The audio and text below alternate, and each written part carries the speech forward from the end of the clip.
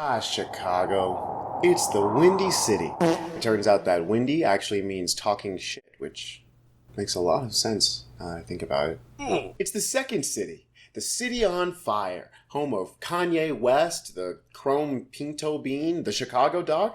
I think it's disgusting, but people seem to like it for some reason. Wait a minute, hold on. Go back. Did y'all see that? Wow. The resemblance is uncanny. Huh. Anyway, today we're talking about whatever the this is. Pizza time. Hey y'all. So, I think you guys are probably familiar with this stuff. I mean, Goo Goo says it's been on the rise in popularity for the last, 2 decades. But have you ever asked yourself why? Why? Like, why would somebody take a perfectly good circle and cut it into squares? Well, only God knows. Okay, well, God and one man. Me. So I decided to dig a little deeper, right? To dive into the dough, if you will. Oh, brother, this guy stinks! But even if you won't, I think it's a good idea to come along with me because we're going to learn a little something about why somebody would feel the need to make this. Bruh.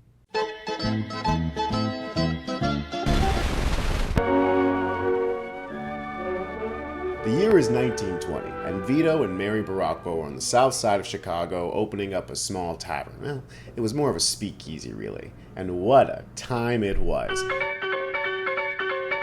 Chicago was the city of jazz and crime, baby. Listening to the devil's music, smoking the devil's lettuce, doing the devil's dance, the Charleston. 20 years later, and business is going well. Vito's moved to a new location, Mary's cooking some small Italian meals in the tavern, and they popped out a son, little Nicky. But World War II rolls around, and Nicky's being sent away to fight. So he joins the Air Force as a medic, and while overseas, he meets a British officer, also named Mary. They fall in love, he marries Mary, and they return home back to Chicago after whooping some ass. Well, he was a medic, so I guess after fixing some whooped ass. So when they return back to Chicago, his mom Mary, not his wife Mary, there's a different Mary. All women were named Mary back then. Mary gets this great idea to put pizza on the menu. Being Sicilian herself, Mary is used to cooking a Sfincione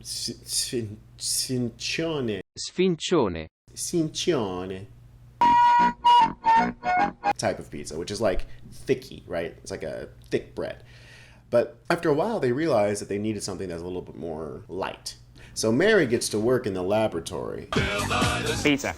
She starts cooking up a dough that'll remain flat, but also cracker-like and not dry. If you don't know, there's a trend in Chicago where if you're at a bar or a tavern or something, somebody might just tap your shoulder and hand you a slice of pizza. And at first, I was shocked. But of course, that's exactly what you want when you're drinking. You want a little square of pizza. And that's what Nick realized all those years ago, that people drank more when they had something to snack on.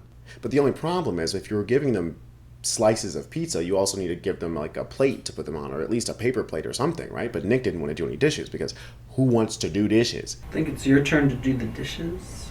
I don't think so, no. So that makes sense, if you really think about it. The problem is the sloppy and floppiness of a regular slice of pizza. You would need something more than a single napkin to eat it, and usually both of your hands, right? So one to hold the napkin and one to actually hold the pizza. Nick figured, why don't we just cut the pizza into squares? That way, at most, all you need is a napkin, and you can eat it with one hand. Not only that, but it's free pizza, and you get way more squares than you do slices, so it's just cost effective. I mean, and from there, the legend is born. The business is passed from Vito to Nick once Vito passes away, and then from Nick to his daughter Rose after he passed away, and now Rose, in her mid-70s, is preparing her grandkids to take on the mantle from her. And that's beautiful, isn't it? I mean, tradition, that's great. One that stems from practicality, what boils down to essentially a marketing campaign to boost liquor sales through free, flat, square, easy-to-hold pizza. Delicious. Does it get any more American than that?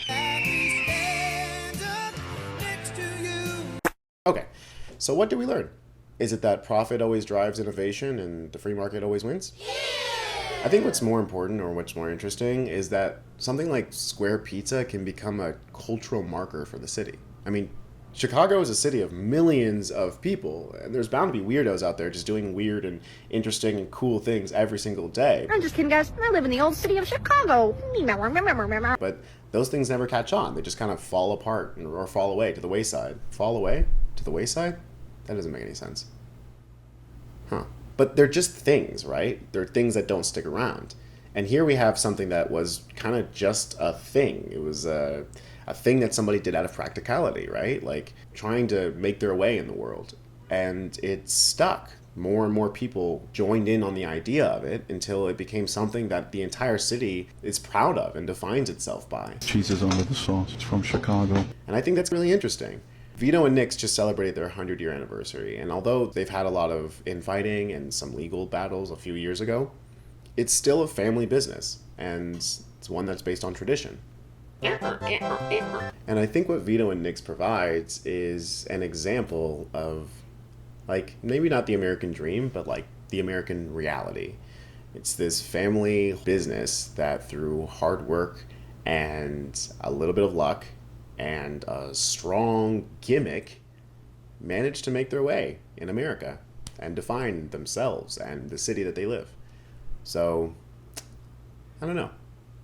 Maybe go out there and do something crazy and weird and outrageous just because maybe one day people will define themselves by that too. Chicago, a city of opportunity, progressive in spirit, confident of a glorious future.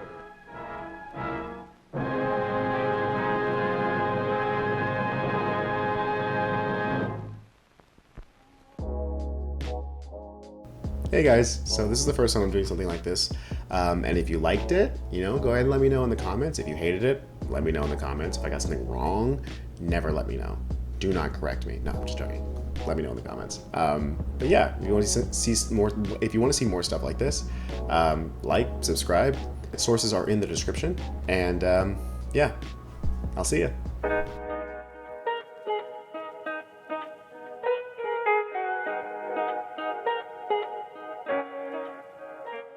Guess I lied when I said no. Came running when you said so. Breaking me down with the same old tool. All right. That is a wrap on that.